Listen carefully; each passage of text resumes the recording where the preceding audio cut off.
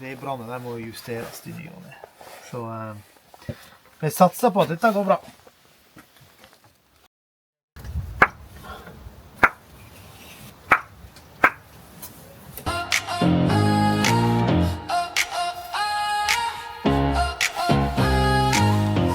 Da er vi på dag nummer 2. Det var jævlig kaldt i går. Regnet, og så hadde jeg jo selvfølgelig, jeg trykte jo på feil bryter, så jeg brukte jo ikke varmeapparat. Så jeg holdt jo på å fryse spent i hele min. Jeg prøver til at bilen den går den, han fusker og hopper litt, men nå er vi på vei til neste etappe, så nå må vi overnatte på Brekke, det fjordhotellet, der var det jo en jækla god kveitemiddag vi fikk da. Det var jo helt fantastisk. Så skal vi til Lavik, og vi fyller bensin. 98 bensin er jo et problem hele veien, så jeg prøver bare å fylle en 10 liter der som vi har. Men ferja gikk jo en halvtime senere enn rutetabellene. Satans ferjetabellene, de stemmer jo aldri. Så vi får litt travelt, som over et lite fjell der ser det ut for. Og så skal vi opp til Dale, og så må vi komme oss til Askvoll. Og der går ferja klokka 11:45. Ut der, og så skal vi helt ut på Bulandet der da. Jeg håper det hjelper litt med varmeapparatet, men vi må bare prøve.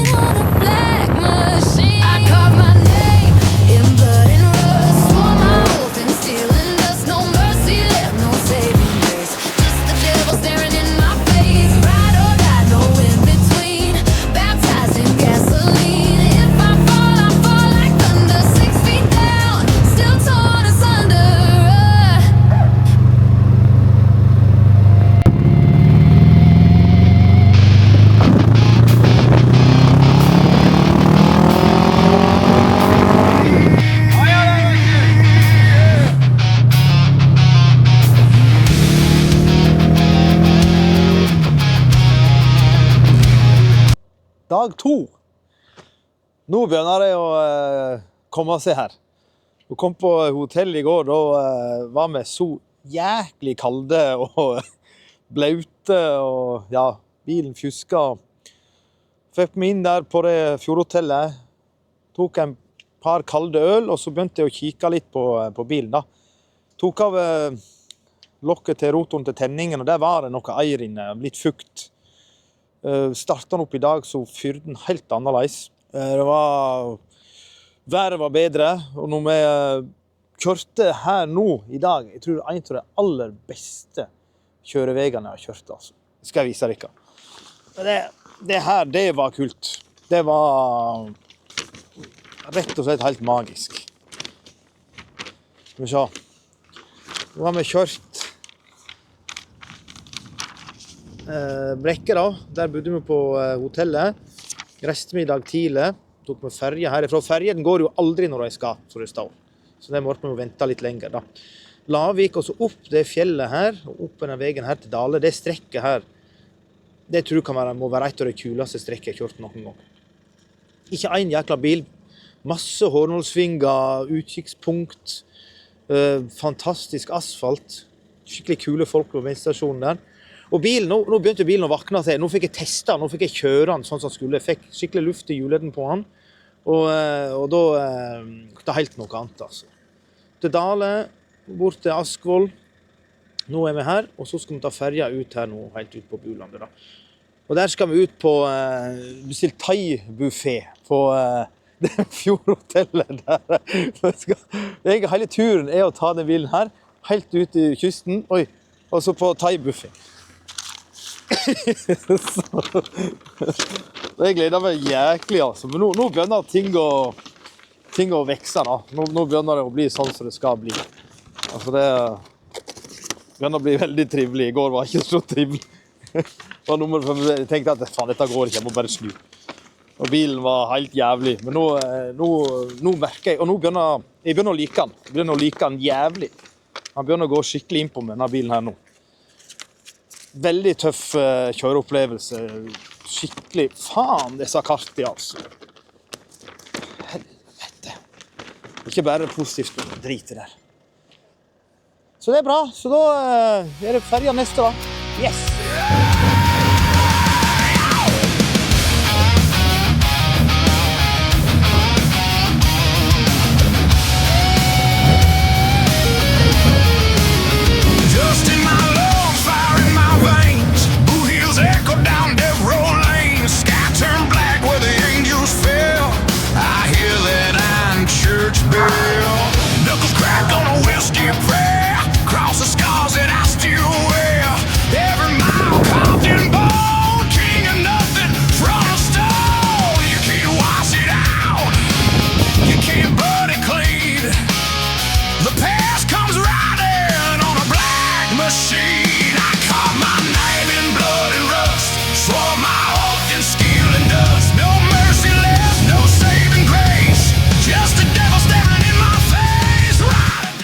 Da er vi her.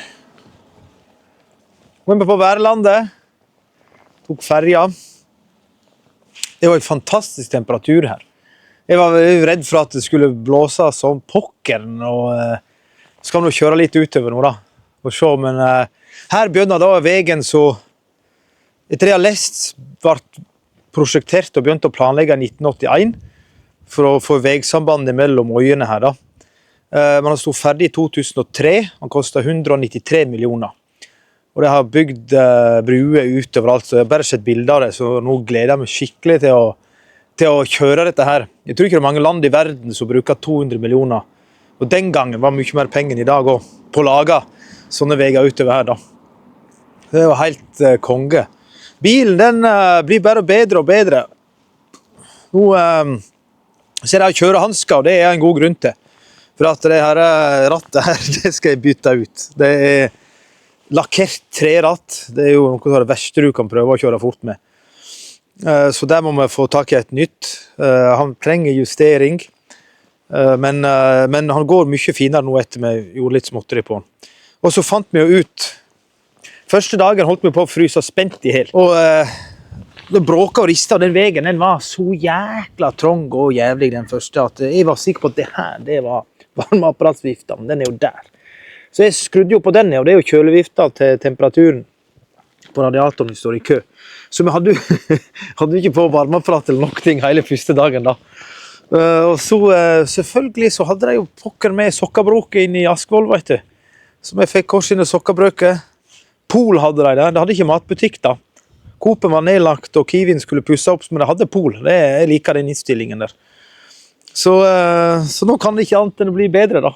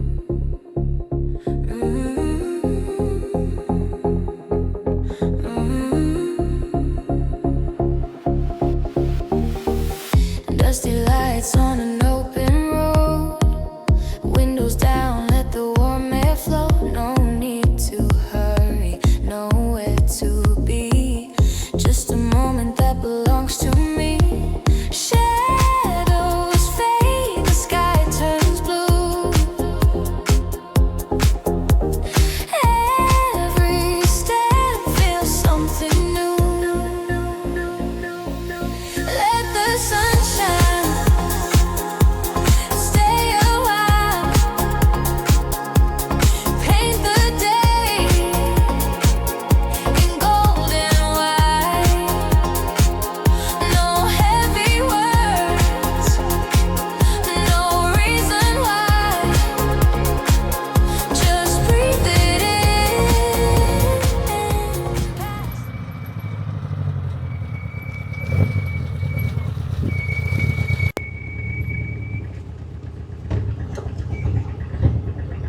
går han fint, altså. Går han på tomgang og alt nå? Ja.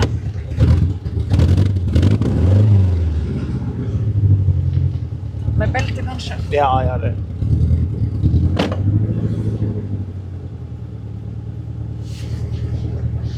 Jeg har noe på varmeapparat, jeg. Ja. Jeg har noe frossen også.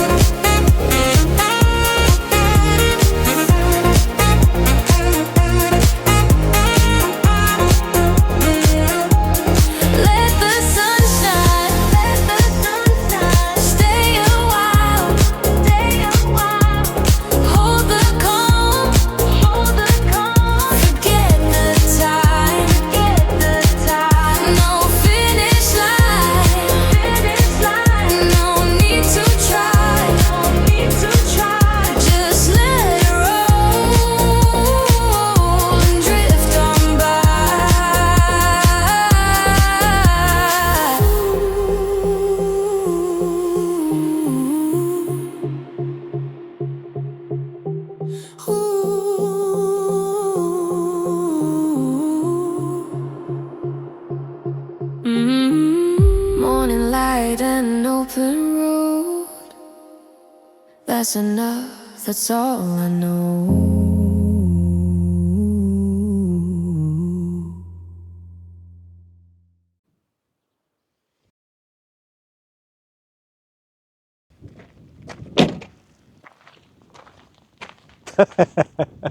Jeg vet ikke helt hvor vi har kommet hen.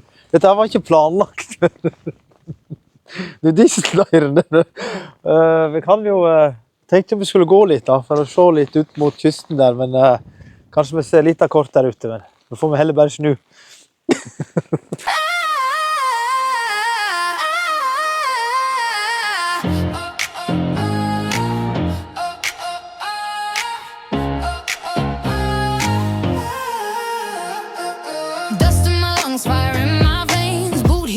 Down death row lane, sky turned black where the angels fell. I hear that iron church bell. Knuckles cracked on a whiskey prayer. Cross the scars that I still wear. Every mile carved in bone. King of nothing, throne of stone. Ikke beste skoden å gå på Svaberg med. Vi klarte det, vi kom oss hit. Nå er jeg jammen glad jeg ikke snudde første dagen. Altså. Alt har bare gått seg til. Det er deilige været. Nå er vi så langt ut vi kommer på Bulandet. Det er helt magisk plass. Fy faen. Men i dag har det jo vært helt perfekt. Vi fant ut hvordan varmeapparatet funket. Jeg hadde jo trykt på feil knapper. Bilen går bedre og bedre etter vi fikser det i går, det småtteriet, så nå er det trøkk igjen, så nå har jeg hatt det moro. Nå har jeg fått kjørt ordentlig da. Nå har jeg fått brukt den skikkelig. Så nå er jeg begynner å vekse på med denne bilen her, for å si rett ut. Jeg liker den skikkelig godt. Skal vi se her, så nå er vi da fremme med kartet. Da er vi her ute. Der er vi. helt der ute i kysten. Så vi har egentlig startet ifra Lærdal, ned Vaksdal, her. Denne veien her, den var jo kul, men den var, ja, veldig spesiell. Brekke går over her. Flotteste veien jeg har kjørt på lenge opp i nå her. Det var helt nydelig. Og ut med ferja dit. Og så er vi jo så heldige med været. Det var litt dårlig stemning i går når vi holdt på å fryse i hjel. Ja. Helvetes kaldt. Ja. Så nå får vi ut og se litt. Så skal vi på thai-buffet i kveld. Bestilt på det der fjordhotellet. Så det er jo blir vi sikkert gode å mette. Men bilen den er faktisk helt... Nå begynner det å bli racebil. Nå begynner det å kjenne litt hva dette er for noe. Denne bilen skal ha mye moro med. Jeg har en veldig plan på hvordan den skal se ut, skal lakkeres. Og ja, det blir veldig, veldig glad for at jeg kjøpte denne bilen. Tok denne spontanturen.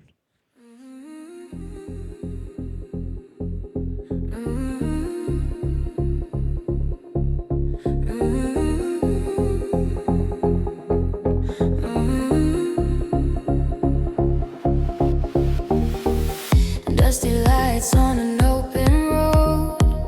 Windows down, let the warm air flow. No need to hurry, nowhere to be. Just a moment that belongs to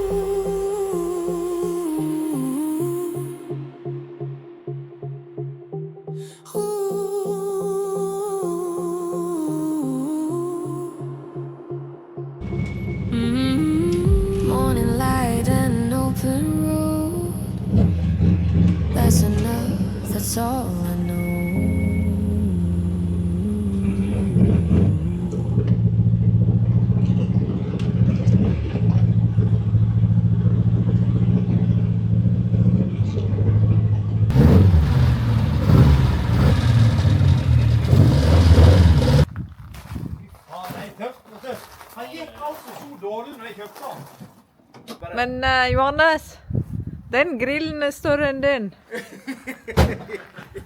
Hitteliten grill. Puben på dagen. Garantert. Ja. Da er Elin, vet du, og de som er i baren der. Da er det jo om å gjøre å slå først ut, så du kommer inn i baren fortest mulig, vet du. Ja, det er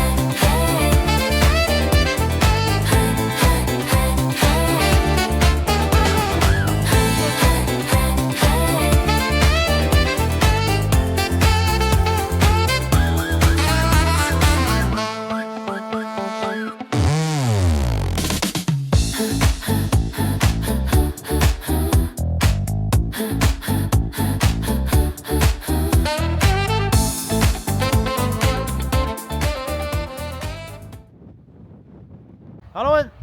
Da har vi endelig kommet oss på buffeten her da. På Værlandet. Jækla kul plass.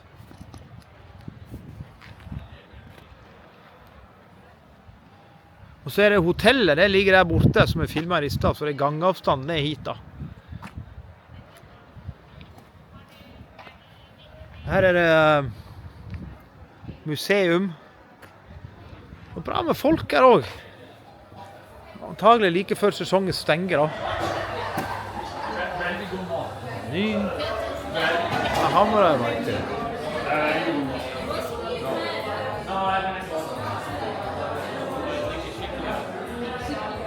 For en kul plass. Ja. Oi. Sjekk den bilen på veggen da. Fy faen, hva tøft.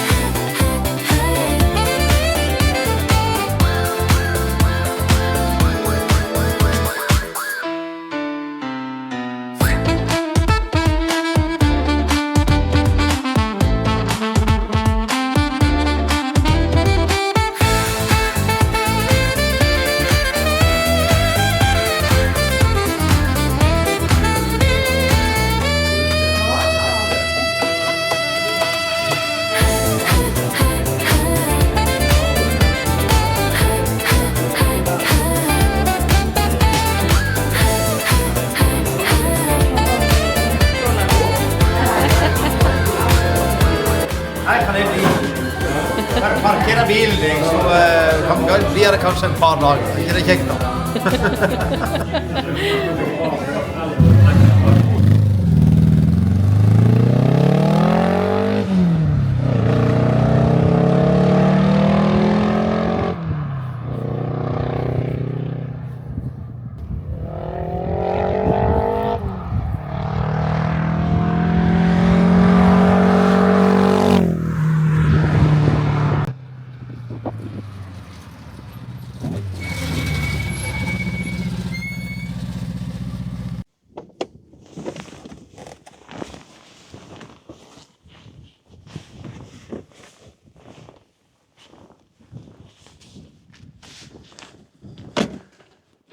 Da er vi her. Klokka 8:15, sto opp litt tidlig for å kjøre litt ekstra. Få med oss dette her da. Fy fader, det er en utsikt. Det å så kjøre denne her bilen her åpent tak hele veien hit, det er en fantastisk opplevelse. Terrenget her er jo utrolig nydelig. Folk er så kule. Ta en campingbil, bli kjent med folk. En unge som har fått seg til i bilen. Og bare velstand. Så nå kunne jeg ha kjørt att og fram på den veien her hele dagen. Så var det heldige med at det fungerer alt som det skal. Vi var med på pub en tur i går og koset oss. Dette er en opplevelse, så jeg anbefaler alle å ta en tur hit hvis du har muligheten å kjøre sportsbil her, eller motorsykkel, eller sykler for den del. Helt fantastisk.